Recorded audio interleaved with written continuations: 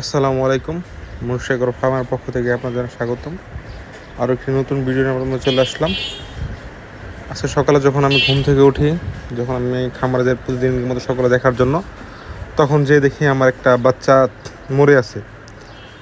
আমি খুব শকিং হই ব্যাপারটা দেখে, যে বাচ্চাটা একটা সুস্থ সবল বাচ্চা। আপনারা এর আগেও আমার ভিডিওতে দেখেছেন যে বাচ্চাগুলো সবগুলো সুস্থ আছে এবং দৌড়াচ্ছে, কোনো প্রকার সমস্যা নাই। তো দেখলাম একটা বাচ্চা মারা গেছে।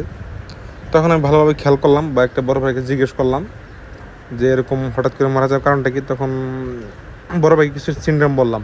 তখন বললাম যে আমি বাচ্চাগুলো যখন নিয়ে আসছি, তখন থেকে বাচ্চার আপনার গলাটা হালকা একটু, মানে বুকের সাইডটা হালকা একটু ফোলা আছে।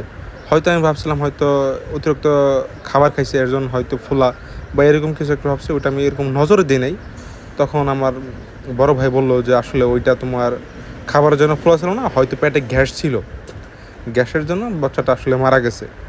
পরে বললাম তাহলে এখন কি করতে পারি। তখন বড় ভাই পরামর্শ দিল যে রেনামাইসিন চারটা রেনামাইসিন, আপনার এক পার মতো খাবার, চারটা রেনা সম্পূর্ণ গুঁড়া করে নিয়ে এক পার মতো খাবার নিয়ে সেকাল হালকা পানি দিয়ে আপনার মুরগিকে খেতে দিতে হবে। যদি আপনি এইভাবে দিতে পারেন, আশা করি ইনশাল্লাহ সমস্যা থেকে সমাধান হয়ে যাবে। আপনারা যাদের এরকম বাচ্চায় গ্যাসের সমস্যা বা অন্যান্য সমস্যা হয়ে থাকে, সেই ক্ষেত্রে আপনারা রেনামাইসিনটি ব্যবহার করতে পারেন।